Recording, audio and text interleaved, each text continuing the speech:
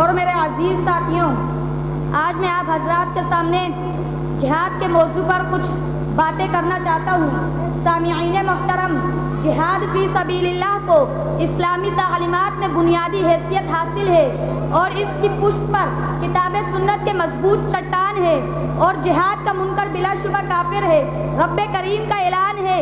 کتب علیکم القتال، تم پر جہاد فرض کر دیا گیا۔ میرے نبی نے فرمایا، اذا ترکتم الجہاد فسلط اللہ علیکم الذلہ، یعنی جب تم جہاد چھوڑ بیٹھو گے تو تم پر اللہ تعالیٰ کی ذلت مسلط کر دی جائے گی۔ اب آئیں ذرا جائزہ لیتے ہیں کہ یہ فریضہ ہماری زندگیوں میں ہے کہ نہیں، ہمارے دلوں میں شہادت کی طرف ہے کہ نہیں، امت مسلمہ میں شوق شہادت ہے کہ نہیں، مسلم نوجوانوں میں مر مٹنے کا جذبہ ہے کہ نہیں، مسلم دنیا میں جہاد کی رمق دمق باقی ہے کہ نہیں؟ اگر نہیں ہے تو یقین مان لے، اس وقت ہم پر جتنے بھی عذاب مسلط ہیں وہ صرف کے صرف جہاد چھوڑنے کی وجہ سے ہے۔ مسلمانوں، آج ہمارے سامنے مسجد اقصی کی دیواروں کو گرایا جا رہا ہے، ادھر معصوم بچوں کو گولیاں کا نشانہ بنایا جا رہا ہے، ان کی ماں کے سامنے ان کے بچے کے ٹکڑے ٹکڑے کیے جا رہے ہیں، علماء حق کو تخت دار پر لٹکایا جا رہا ہے، رب کا کلمہ پڑھنے والے پر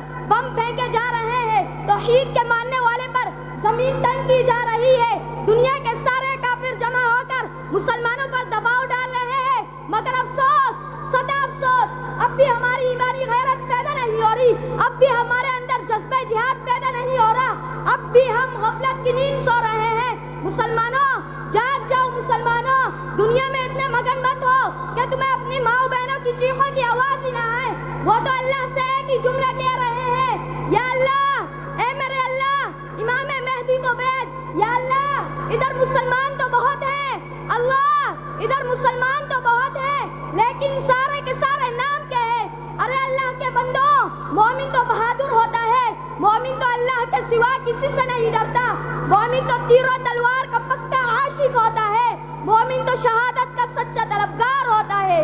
آپ میری بات سن لیجئے، سمجھ لیجئے اور اپنے دل و دماغ میں بٹھا لیجئے، کامل مسلمان بننے کے لیے جذبہ جہاد اتنا ہی ضروری ہے جتنا کہ جسم میں روح، سورج میں چمک، چاند میں دمک، دل میں درک ضروری ہے۔ جس میں چمک نہ ہو سورج ہی کیا، جس میں دمک نہ ہو چاند ہی کیا، جس میں جذبہ جہاد نہ ہو مسلمان ہی کیا۔ جہاد کو دہشت گردی کہنے سے باز آ جاؤ، ورنہ تمہیں پتہ نہیں تم اللہ کے حکم کو دہشت گردی کہہ رہے ہو، حضور کے فرمان کو، جو حضور نے جہاد کی، صحابہ نے جو جہاد کی، اس سے دہشت گردی کہہ رہے ہو، جس کی